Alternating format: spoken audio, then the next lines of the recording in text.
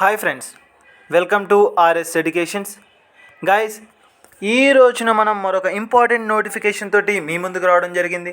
So చూడండి, మనకు వచ్చేసరికి ఆంధ్రప్రదేశ్కి సంబంధించినటువంటి అవుట్ సోర్సింగ్ జాబ్స్. సో చాలామంది కూడా మనకి అడుగుతున్నారు, బ్రో మనకి మెయిన్గా తీసుకుంటే ఈ యొక్క జాబ్స్కి సంబంధించి ఏదైనా సరే నోటిఫికేషన్ ఉన్నా కానీ, లేదంటే ఏదైనా ఎర్లీగా జాబ్ అనేది సంపాదించుకునేందుకు వీలైనటువంటి నోటిఫికేషన్స్ ఏవైనా ఉన్నా కానీ ఇన్ఫామ్ చేయండి అని చెప్పి. సో అలా మనందరి కోసం కూడా చూసుకుంటే ఈ యొక్క జాబ్స్ అయితే రావడం అయితే జరుగుతుంది. సో చూడండి, మనకు వచ్చేసరికి అవుట్ సోర్సింగ్ జాబ్స్ అని చెప్పి చెప్పవచ్చు. చాలా యూస్ఫుల్గా ఉంటుందండి ఈ యొక్క అవుట్ సోర్సింగ్ జాబ్స్. చాలామంది యొక్క అవుట్ సోర్సింగ్ జాబ్స్ని బేస్ చేసుకొని కూడా సెటిల్ అయిన వారు ఉన్నారు.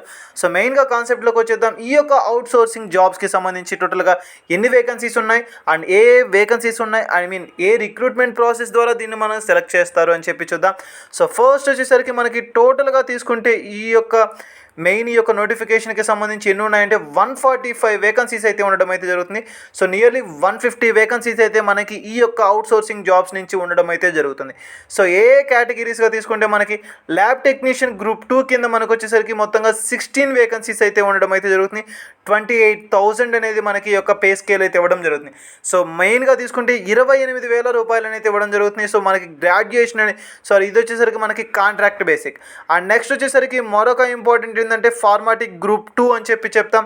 3 వేకెన్సీస్ అయితే ఉండడం అయితే జరుగుతుంది. సో దీనికి సంబంధించి చూస్తే మనకి 28,000 రూపాయలు అయితే ఇవ్వడం జరుగుతుంది. ఇది కూడా మనకి కాంట్రాక్ట్ బేసిక్.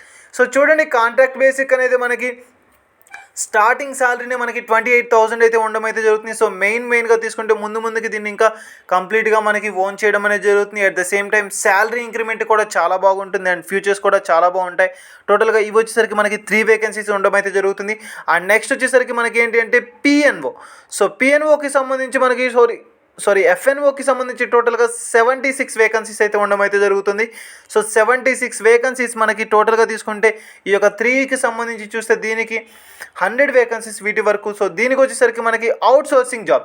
సో 12,000 రూపీస్ అయితే 12,000 రూపాయలు అయితే మనకి ఈ యొక్క అవుట్ సోర్సింగ్ జాబ్స్కి సంబంధించి ఇవ్వడం అయితే జరుగుతుంది. అండ్ నెక్స్ట్ వచ్చేసరికి శానిటరీ అటెండెంట్ కమ్ వాచ్మెన్ అని చెప్పి చెప్తాం. సో దీనికి సంబంధించి 39 వేకెన్సీస్.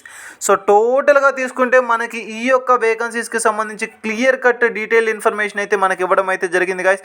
సో టోటల్గా తీసుకుంటే మనకి ఎన్ని వేకెన్సీస్ ఉన్నాయి అని చెప్పి అడిగితే టోటల్గా 144 వేకెన్సీస్ అయితే ఉండడం అయితే జరుగుతుంది. సో ఈ విధంగా అదర్ జాబ్స్ కూడా ఉండడం అయితే జరుగుతుంది. టోటల్గా 150 జాబ్స్ అయితే నియర్లీ 150 వేకెన్సీస్ అయితే మనకి ఈ యొక్క అవుట్ సోర్సింగ్ జాబ్స్కి సంబంధించి ఇవ్వడం అయితే జరుగుతుంది. అండ్ మెయిన్గా తీసుకుంటే దీనికి సంబంధించి ఎడ్యుకేషన్ క్వాలిఫికేషన్ అండి, అండ్ ఏజ్ ఎలా ఉండాలి అండ్ ఏ విధమైనటువంటి సర్టిఫికేట్స్ ఉండాలి, ఎగ్జామ్ ప్రాసెస్ ఏంటి. సో టోటల్గా చూద్దాం. Education qualification. సో ల్యాబ్ టెక్నీషియన్కి సంబంధించి ఎడ్యుకేషన్ క్వాలిఫికేషన్ వచ్చేసరికి మనకి ఎస్ఎస్సి, ఆ డిప్లొమా ఇన్ మెడికల్ ఫీల్డ్ కావచ్చు, టెక్నాలజీ ఫీల్డ్ కావచ్చు, ఆ ఎగ్జాంపుల్కి తీసుకుంటే మనకి డిఫరెంట్ ఫీల్డ్స్ అయితే ఉంటాయి. సో ఆ యొక్క డిఫరెంట్ ఫీల్డ్స్లో ఉండొచ్చు. అట్ ద సేమ్ టైం అది కాకుండా మరొకటి వచ్చేసరికి మనకి completed 1 year apprenticeship training in the identify hospital. So మెయిన్గా తీసుకుంటే మెడికల్ ఫీల్డ్కి సంబంధించి 1 ఇయర్ మనకి ఈ యొక్క అప్రెంటిస్షిప్ ప్రోగ్రామ్ అయితే చేసి ఉండాలి.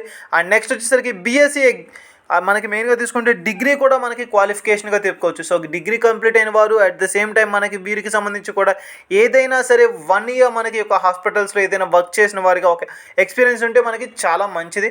At the same time SSC ఉండవచ్చు, ఆ డిప్లొమా ఇన్ మెడికల్ ఫీల్డ్ కూడా మనకి చూడవచ్చు. అండ్ నెక్స్ట్ వచ్చేసరికి pharmacist.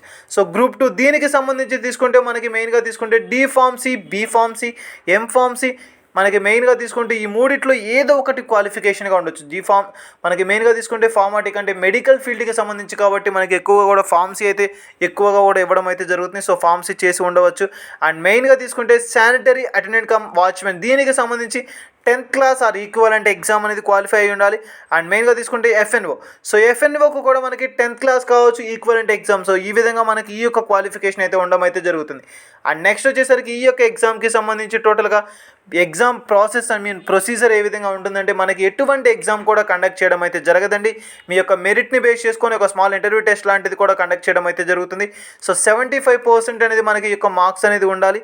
At the same time ఈ యొక్క స్కిల్ని బేస్ చేసుకొని మనకి ఎగ్జామ్ ఈ యొక్క రిక్రూట్మెంట్ ప్రాసెస్ అనేది జరగడం జరుగుతుంది. మెయిన్గా తీసుకుంటే మనకి డ్యూటీస్ టైమింగ్స్ కూడా మనకి ఇవ్వడం అయితే జరుగుతుంది. సో ఈ విధంగా మనకి డిఫరెంట్గా మనకి టోటల్ డీటెయిల్ ఇన్ఫర్మేషన్ అయితే అవైలబుల్లో ఉంచారు. అండ్ మెయిన్గా తీసుకుంటే ఈ యొక్క ఎగ్జామ్కి సంబంధించి ఈ యొక్క జాబ్ రిక్రూట్మెంట్కి సంబంధించి ఎటువంటి సర్టిఫికేట్స్ తీసుకెళ్ళాలి అంటే మనకు అవసరమైనటువంటి సర్టిఫికేట్స్ ఏంటి అంటే ఎస్ఎస్సి సర్టిఫికేట్స్, ఇంటర్మీడియట్ సర్టిఫికేట్ కావచ్చు, qualifying education pass certificates. So మీరు ఏవైతే పాస్ అయి ఉన్నారో ఆ యొక్క ఎగ్జామ్ సర్టిఫికేట్స్ కావచ్చు అండ్ రిమైనింగ్ సర్టిఫికేట్స్ ఏవైతే ఉన్నాయో సో మనకి మెయిన్గా ఒక క్వాలిఫికేషన్తో పాటుగా ఉన్నటువంటి ఒక అడిషనల్ సర్టిఫికేట్స్ ఏవైతే ఉన్నాయో వీటన్నిటిని కూడా మనం తీసుకెళ్లాల్సి వస్తుంది. అండ్ మెయిన్గా తీసుకుంటే మనకి ఈ యొక్క స్పోర్ట్స్కి సంబంధించి కూడా ప్రిఫరెన్స్ అయితే ఇవ్వడం జరుగుతుంది.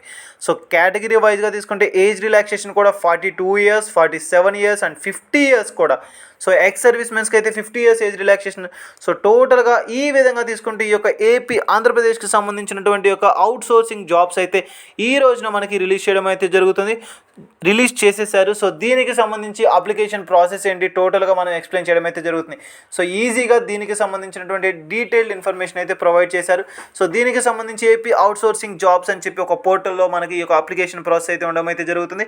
సో ఇది మనకి ఈ యొక్క అంశానికి సంబంధించి. సో గైస్ ఇవే కాకుండా మన ఛానల్లో మరెన్నో నోటిఫికేషన్కి సంబంధించిన అప్డేట్స్ కావచ్చు, జాబ్ ప్రొఫైల్స్ కావచ్చు అండ్ యాప్టిట్యూడ్ క్లాసెస్ని కూడా త్వరలో స్టార్ట్ చేయనున్నాం. At the same time part time jobs.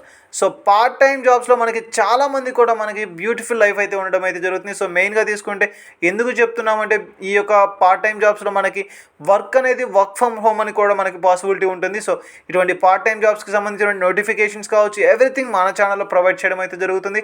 And main live class కొంచెం మిస్ అయింది. సో త్వరలో దానికి సంబంధించి కూడా ఇన్ఫర్మేషన్ అయితే ప్రొవైడ్ చేస్తాం.